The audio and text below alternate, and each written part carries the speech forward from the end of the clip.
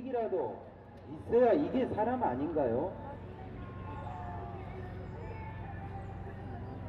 이재명 후보 본인이 거짓말하고 말 뒤집고 모른다고 발뺌하고 불리하면 엉뚱한 사람한테 덮어씌우고 그런 행태를 보면서 정말 실망스럽고 저런 사람이 대통령 되면 어떡하지 하는 걱정을 많은 분들이 하고 계신데 이재명뿐만 아니라 그 가족까지 부인까지 아들까지 통째로 온 집안이 그러니 어떻게 걱정을 안 하겠습니까?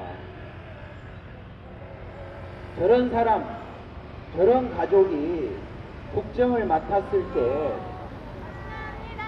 우리나라의 도덕적 수준 그리고 나라의 최고 지도자가 저렇게 인격적인 파탄 상태에 있는 사람이 최고의 지도자가 됐을 때 과연 안정적인 국정 운영이 되겠냐고요. 예, 감사합니다.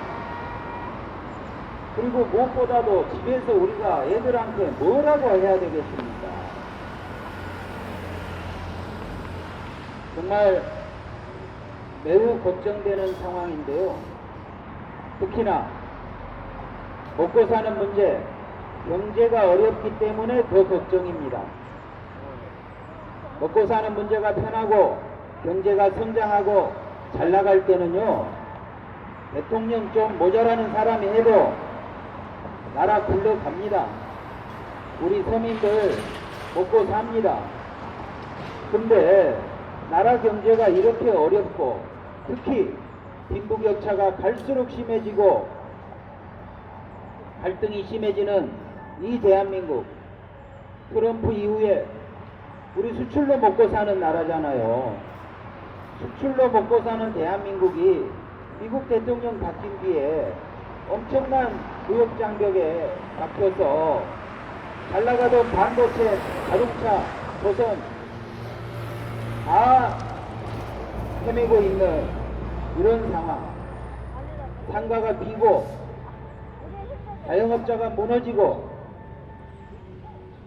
가계부채에 서민들이 압사당하고 있는 이런 어려운 시기이니까 대통령, 나라의 최고 지도자가 더 중요합니다.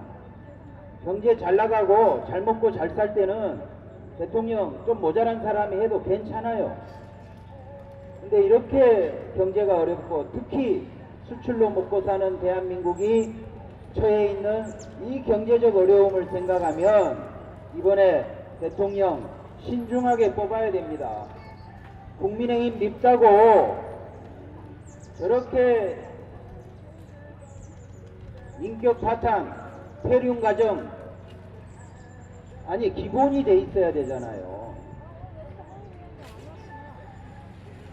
대한민국 경제가 매우 어렵습니다. 서민 경제 무너지고 가게들이 문 닫고 한 번 빈 가게 다시 채워지지 않습니다. 이런 어려운 때일수록 정직한 지도자, 누구 앞에서도 당당한 지도자, 힘센 집단에 끌려다니지 않는 그런 정직한 지도자, 신뢰받는 지도자, 인격적으로 존경까지는 아니더라도 적어도 뭔 저런 인간이 다 있냐 하는 수준의 사람이 대통령이 되면 어떻게 대한민국이 신뢰받는 지도자, 경제가 어려울 때일수록 신뢰받는 지도자가 필요합니다. 그래야 국민들이 단합하고 또 어려운 일이 있을 때 서로 양보도 하고 그런 것들이 어떻게 가능합니까? 일단 나라의 최고 지도자가 신뢰받는 사람이 되어야, 정직한 사람이 되어야 이 어려운 경제 상황도 국민들이 뭉쳐서 돌파해 나갈 수 있는 것입니다. 감사합니다. 네, 고맙습니다. 운전 조심하시고요.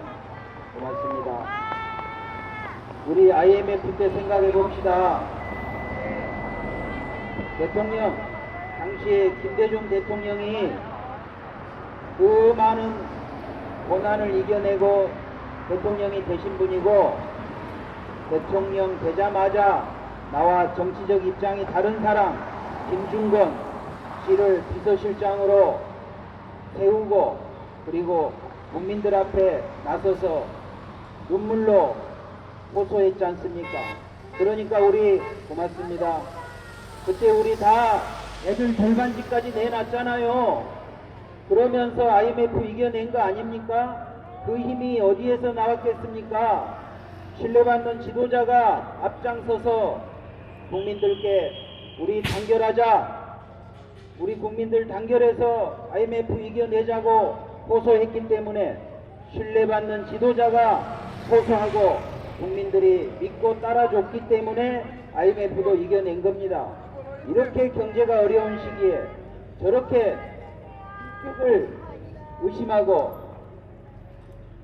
온 가족이 국민들의 비난, 지탄을 받고 있는 저런 사람이 대통령이 됐을 때 우리 국민들이 대통령이 무슨 말을 한들 믿고 따르겠냐고요. 이렇게 경제가 어려울 때일수록 정말 신뢰받는 지도자가 필요합니다. 신뢰받는 지도자는 그 지도자가 정직할 때, 누구 앞에서도 당당할 때, 누구한테나 공정할 때 우리 국민들은 신뢰합니다. 우리 김문수 후보 그동안 알려지지 않았는데 지금 알려지는 것마다 얼마나 정말 어떻게 사람이 저렇게 살아올 수 있을까. 국회의원, 장관, 도지사 다 한 사람인데 어떻게 저렇게 정갈하게 꼿꼿하게 살아왔을까. 듣는 얘기마다 미쳐 놀랐는데 와, 정말 그래도 우리 대한민국에 저런 정치인이 있었구나, 그런 생각 안 하셨습니까? 이재명 후보 알려지는 것마다 어찌 그래 입에 담기 힘든, 정말 듣기 민망할 정도의, 알려질수록 그런 얘기뿐인데 우리 김문수 후보님 정말 우리가 이번에 대통령 나오고 난 뒤에야 우리 몰랐던 거 많이 지금 듣고 있잖아요. 이런 사람이 대통령 돼야, 그래야 이 경제적인 어려움을 국민 여러분 우리 뭉쳐서 극복해냅시다, 그런 호소가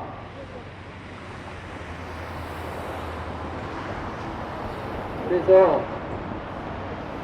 시민 여러분, 우리 국민의힘 많이 밉죠? 저도 어떤 때는 제가 국민의힘이라는 게 민망하고 부끄러울 때가 있습니다.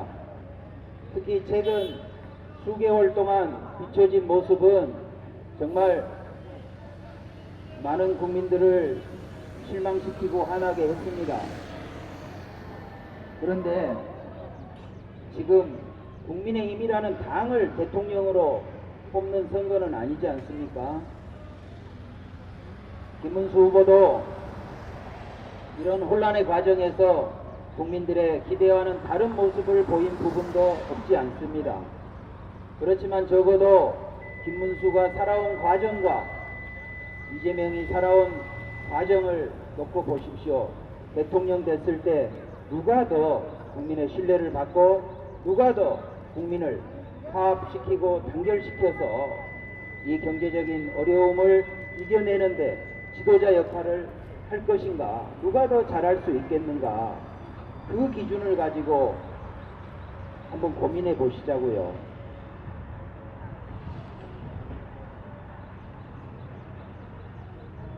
그리고 내란 하는데요, 여러분 네이버에 국어사전에 내란의 뜻을 한번 찾아보시죠. 내란이라고 하는 거는요, 정권을 잡을 목적으로 나라를 혼란스럽게 하는 행위를 우리 국어사전에서는 내란이라고 하고 있습니다. 그런 점에서 보면 계엄을, 뜬금없는 계엄으로 국민들을 혼란스럽게 하고 나라를 어지럽힌 윤석열 대통령도 문제지만, 민주당이 우리 국민의힘을 내란당이라고 할 자격이 있나요? 우리 국민의힘 잘못했다는 걸 전제로, 대통령 대단히 잘못했다는 걸 전제로 드리는 말씀입니다. 내란 국어사전에 찾아보시라고요. 정권을 잡을 목적으로 나라를 어지럽히는, 나라를 어수선하게 하는 게 내란이라고 그렇게 사전에 되어 있는데, 국회를 장악한 이재명 일당이 입법 독주를 일삼고 탄핵 남발하고, 나 수사했다고 수사한 검사 탄핵하고, 나한테 유죄 판결했다고 유죄 판결한 판사 탄핵하고, 심지어는 대법원장을 청문회를 하니, 특검을 하니 하면서 대법원까지, 사법부까지 흔들어대는 거, 그것 또한 내란 아닌가요? 법치주의 무너뜨리고 삼권분리 파괴하고 사법부까지 흔들어대면서 자기 감옥 안 가려고, 세상에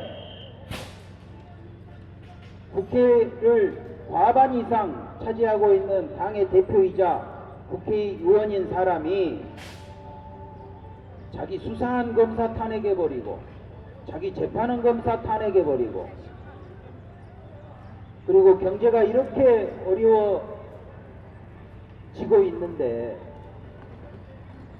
일방적으로 노동 친화적인 그런 법을 다수의 힘으로, 차분한 토론도 없이 다수의 힘으로 밀어붙여서 기업하는 사람들 정말 회사 문 닫고 사업 그만두거나 아니면 차라리 해외로 나가겠다, 베트남 가겠다, 이렇게 만들고 있는, 지금까지 이재명 일당이 국회를 장악하고 한 행위들을 생각해 보십시오. 방탄용 법, 지금 이재명 2심에서, 아니 대법원에서 다시 유죄라고 하니까 최근에 무슨 법 만든지 아시죠? 대통령이 되면 모든 재판 다 스톱, 형사소송법 바꿉니다. 사법부 흔들기도 모자라서 세계 어느 나라에도 없는 그런 괴물 법까지 마구잡이로 밀어붙이고, 그런 입법 독재를 일삼고 있는 이재명 일당에게 행정부, 행정권력, 행정의 수반인 대통령이 된다면 대한민국 위험해집니다. 민주주의는 견제와 균형의 원리로 작동합니다. 어느 한쪽으로 일방적으로 쏠리면 결국 분패하고 결국 독재로 가게 됩니다. 입법부를 장악한 이재명 일당에게 행정권력, 행정수반인 대통령까지 맡겨놓으면 대한민국 어떻게 되겠습니까? 우리 시흥도 완전 민주당 일색이잖아요. 서로 비등비등해야 경쟁도 하고, 그런 경쟁을 하는 가운데 지역도 발전하고 정치도 발전하는 건데, 우리 시흥도 한쪽으로 민주당으로만 쏠려 있으니까 건전한 경쟁이 없고 발전이 없지 않습니까? 국가 경영은 더더욱 그렇습니다. 경제와 균형의 원리로 민주주의는 작동한다고 우리는 배웠습니다.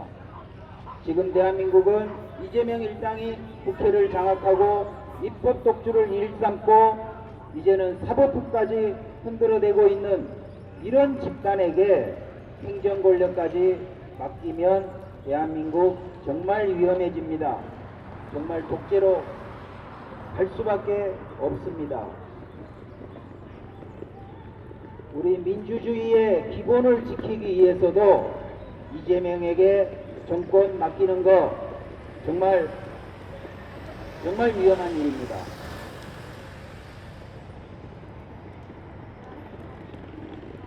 시민 여러분, 지금 대한민국은 정말 위기 상황입니다. 특히 경제가 위기 상황입니다. 수출로 먹고 사는 나라인데 외부 환경이, 수출 무역 환경이 너무 안 좋습니다. 특히 미국 의존도가 높은 한국 경제는 트럼프 이후에 관세 장벽을 비롯한 여러 가지 무역 장벽에 잡혀서 정말 앞날이 캄캄한 지경입니다. 내부적으로는 서민 경제가 무너지고 있습니다. 중소기업이 문을 닫고 있고 우리 시화공단의 공장 가동률은 전국 국가산단 평균 가동률보다 15% 이상 낮아져 있습니다. 최근 우리 시화공단 공장 가동률이 연말 기준으로 67% 나옵니다. 전국 평균이 80%대인데 80% 초반인데 우리 시화공단은요 67%예요. 수출로 먹고 사는 대한민국 경제, 우리 시화공단은 그런 수출 기업에 부품 만들고 소재 제공하는 그런 회사들인데, 중소기업들인데 수출이 어려워지니까 제일 먼저 우리 시화공단이 타격을 받고 있지 않습니까? 이처럼 무역 환경, 외부 환경도 매우 안 좋지만 우리 내부 사정, 중소기업 문을 닫고 있고 공장 가동률 심각하게 떨어지고 있고 우리 소상공인, 자영업자 동네에서 보시잖아요. 가게 문 닫고 공실이 늘어나고 이번에 이재명 거짓말 덕분에 유명해진 거북선 문제, 거북선이 왜 이번 대선판에 화제가 됐습니까? 살인적인 심각한 상가 공실 문제가 상가 공실 문제 때문에 그렇게 이번에 논란이 된 거 아닙니까? 이처럼 대외 수출 경제도 어렵고 우리 내부 경제, 내수 경제도 심각한 지금 이런 상황에서 치러지는 대통령 선거입니다. 무엇보다도 어려울 때일수록 신뢰받는 지도자가, 신뢰받는 대통령이 필요합니다. 그래야 우리 국민들이 화합하고 단결해서 이 난국을 이겨낼 수 있습니다. 우리 IMF 때 겪어봤잖아요. 예. 당시에 신뢰받는 대통령 김대중 대통령의 눈물 어린 호소에 우리 다같이 애들 돌반지까지 다 꺼내놓고 그렇게 해서 IMF 이겨냈지 않습니까?